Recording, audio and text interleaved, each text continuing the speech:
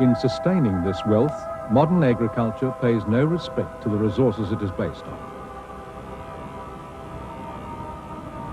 No one yet pays for the damage at the end of the chain. Society's caught up in this system of destruction. Instead of all that, you can grow a garden in a few weeks. They'll provide you with vegetables and timber all your life. And it seems to me to be much more sane and responsible that people should be trained to put in those few weeks of work.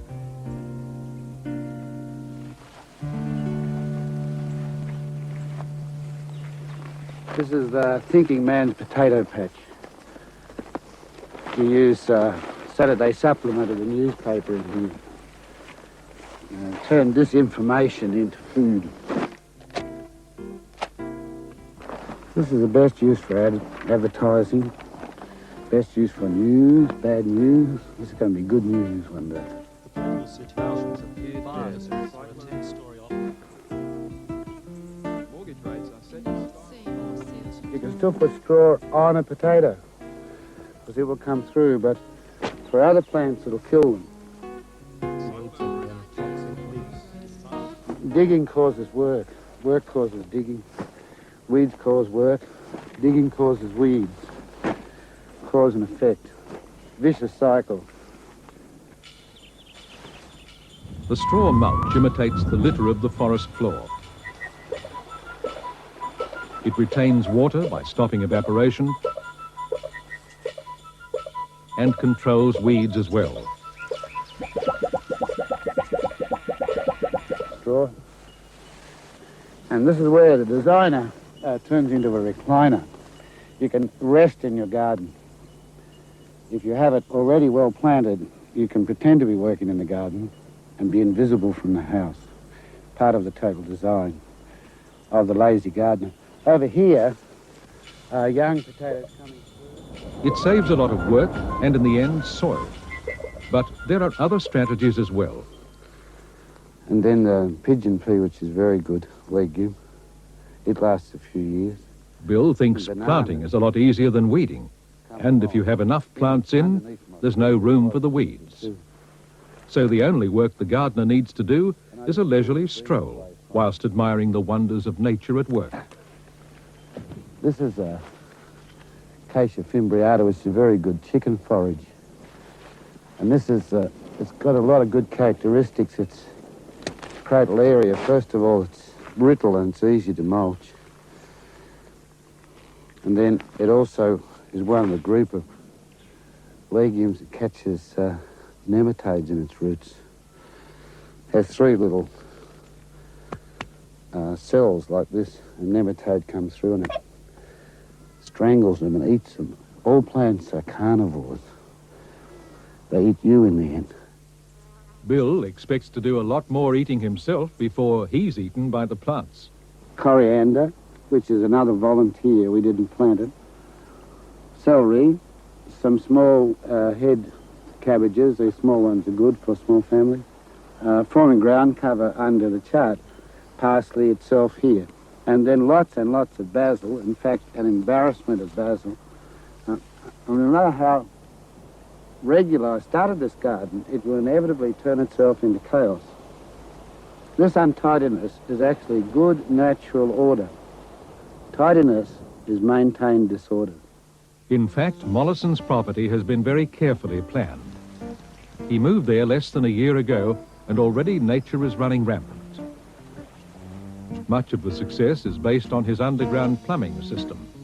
He uses what is called a swale.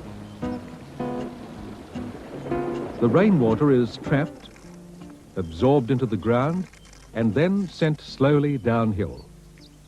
Instead of rushing off this property and we have a drought 3 days later, all this water is now travelling through the subsoil under the tree system I've put in down there to take it up. And if we do this repeatedly uphill, we never have a drought. It's not possible. Australia's not a dry continent. It just has 88% of its water runs off or evaporates. So we simply slow up the progress of a resource through the landscape. We're a resource like water, and we trap it in soil, we trap it in dams, and make it do its duties. In the engineering term, water has duties to do, and the main duty it has to do for us and for total design is to grow plants. What's your garden going to be like in 5 years? Well, it'll be hard to get through, and there's be a grave danger of being killed by falling fruit, I think. I don't know, I mean, there's going to be hundreds of kilograms of fruit product. I'm not quite sure. I think I'll have to join forces with a pig. Get a friend to help me harvest the system, you know. Convert paw into pig. And then I'll have to have a party. Hanging. And we'll all celebrate overproduction.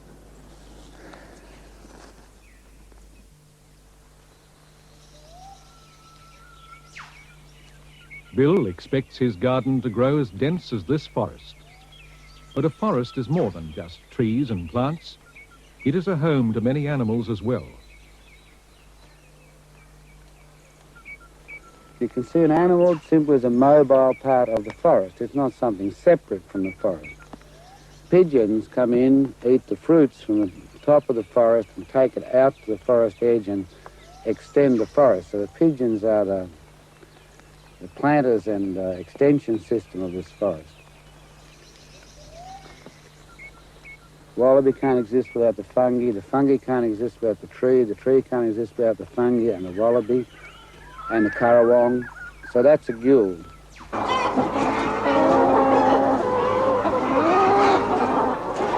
It's only people who have a very limited education or concept that can separate plant from animal.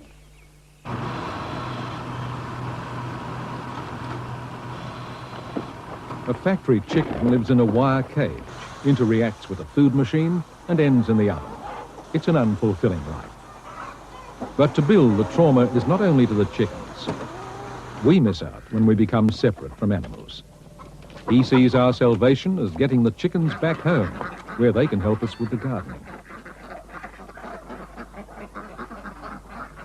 Well, poultry, ducks and chickens and geese are very much a part of permaculture systems.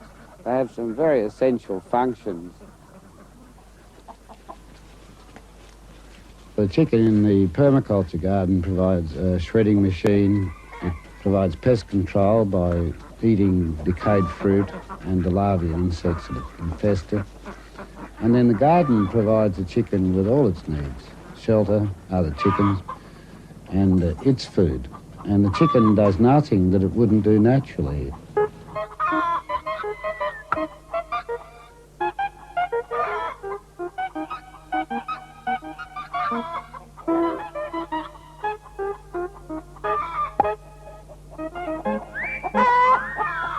In all systems in which we include animals, part of the system, sometimes almost half of the system, can be specifically planted for the animals. And there's a huge energy difference between doing that and feeding your chickens purchased food. In a chicken factory, it takes 9 eggs worth of energy to produce 1 egg, which leaves 8 eggs worth of energy to clear up.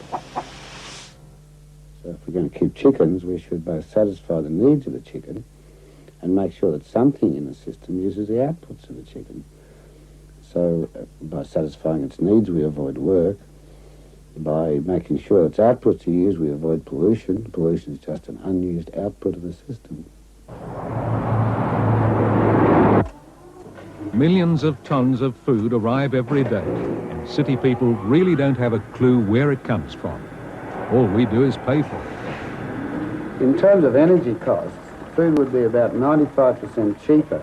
I said 95% if it were grown in the city, because just within the city of New York, we lose about 13% of the food in its distribution phase.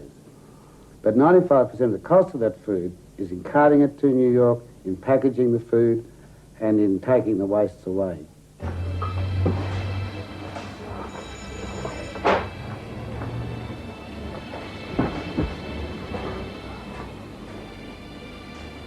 Looking around almost every supermarket we enter, it's really hard to believe there's any people hungry in the world or any food crisis. And yet, Very little of this food comes from anywhere near the city.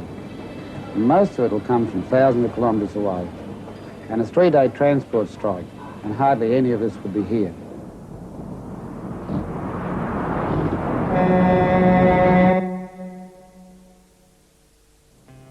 Bill's solution is to grow the food where we live. How realistic is it? In a suburban backyard, one of Mollison's early designs is now reaching maturity. The land covers a 1/4-acre block, and the house is a splendid example of his ideas.